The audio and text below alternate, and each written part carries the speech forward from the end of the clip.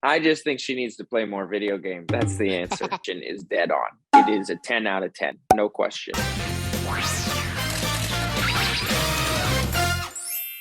are you doing out hitchhiking on a night like this, anyway? Raccoon City. Better you than me. Watch out!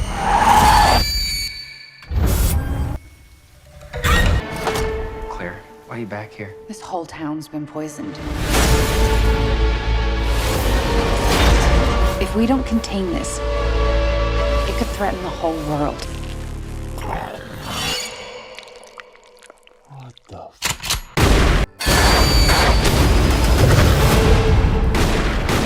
This is Lisa from Top Movie Picks Taiwan. Hi, how are you? Well, it's quite bright there.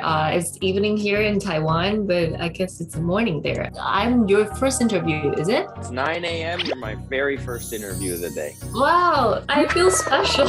Speaking about special, you must feel quite special when you know that you're gonna take this part, because I know you're such a gamer. You're a big fan of Resident Evil video game, right? I am. I grew up on the games. One of my earliest childhood video game memories is playing Resident Evil in my basement with the lights off and the dogs jumping through the window and just scaring the hell out of me. Well, you're pretty bold. I mean, for a little boy to do that. I was probably about 8. I mean, I grew up on video games. I remember getting the first Nintendo and the Super Nintendo, and then I had my PlayStation. And it was hockey and video games when I was a kid. Did you feel scared when you play the video game and compared to shooting the movies? Because there are a lot of actual zombies chasing after you. Which one do you think is scarier? Playing the game was way scarier. Watching the movie is pretty scary. Shooting the movie is not very scary. You see these zombies and they're pretty scary, Right. and then you see them like eating a sandwich or having a Coke, and you're like, oh, never mind, not that scary anymore. You know, it's funny to me because I actually asked Kara the same question and she gave me a total different answer. She was so scared. She's totally freaking out. She told me that at the end of the day, she was confused about what's real and what's real. So you are a brave one. I just think she needs to play more video games. That's the answer. You must be very excited when you know that you're gonna be Chris, the iconic character in the video games. Did you do any silly things when the first day you try on the costume? Maybe taking a lot of selfies. It was definitely a dream come true for me. I remember meeting with Johannes and geeking out over the video games and his script and the adaptation. And then one of the first big moments for me was trying on the different bulletproof vests and flak jackets, and then finding, the Vietnam flak jacket, the green one. They got an authentic flak jacket. They had to take some of the inside out of it because it was just so heavy, and they were like, you can't be running around in this the whole shoot. And they needed to replicate it to have doubles. But it was one of those kind of surreal moments where it was during COVID, so the wardrobe fitting was a little weird, and you're kind of alone even though you're going through this fitting. And I remember I sent a picture to my wife and I was just like, this is awesome, like this is so cool. The art department, I mean, what they've done must be very impressive. And you were talking about the replica of the set. Oh, it was unbelievable. The production designer, the art department, props, wardrobe, everybody did such a great job. You can tell that people really did their homework and knew what they wanted to make. And Johannes was just a genius. He went to Capcom and asked for the blueprints for the mansion and for the police station because he wanted it to be so accurate. And stepping onto those sets, it's really like stepping into the video game. I think he did such a great job. So from 1 to 10, how much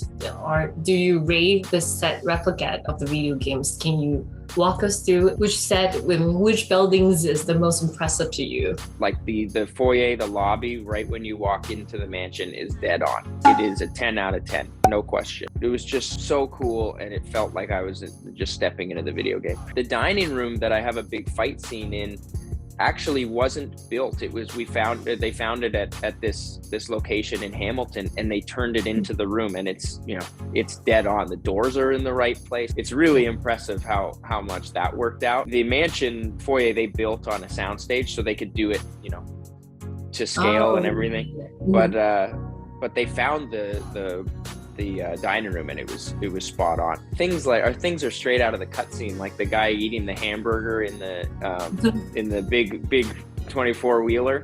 At the beginning, Yeah. I mean, it's right out of the game. You watch it and it's almost shot for shot. I think he did such a great job of pulling these special moments, but also creating these relationships between these characters and building that connective tissue that makes all of those things matter, so that it's not just 2 minutes that look the same, 2 minutes that look the same, 2 minutes that look the same. Here's some stuff from the game and here's why you should care about it. That sounds that I've also learned that there are a lot of Easter eggs, right? You know, as a big fan of the games, at least a few times a week, I was walking in going, "Oh my God, look at that thing!"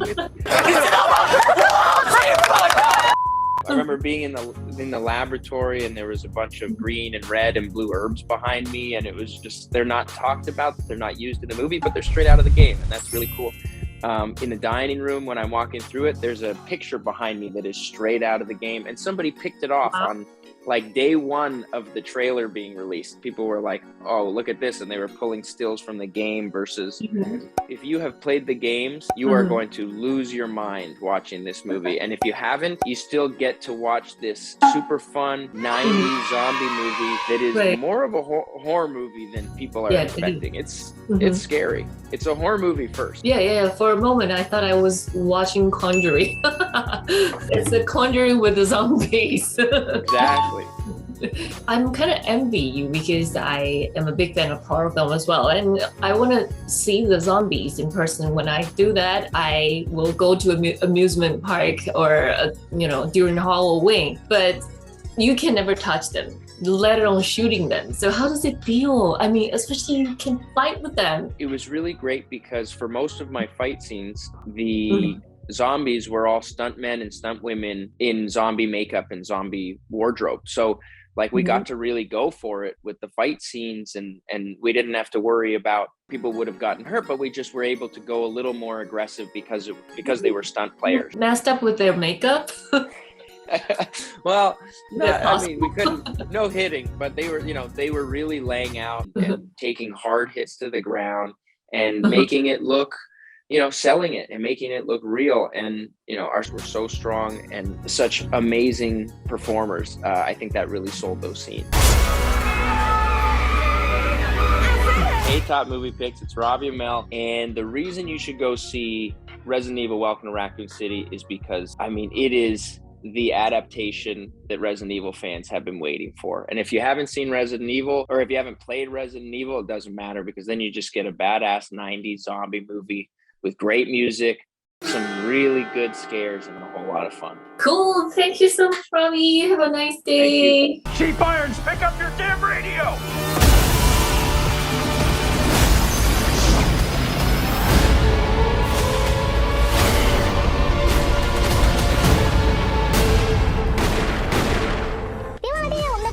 小铃铛就不会错过任何精彩内容，随时上架。我们下回再见。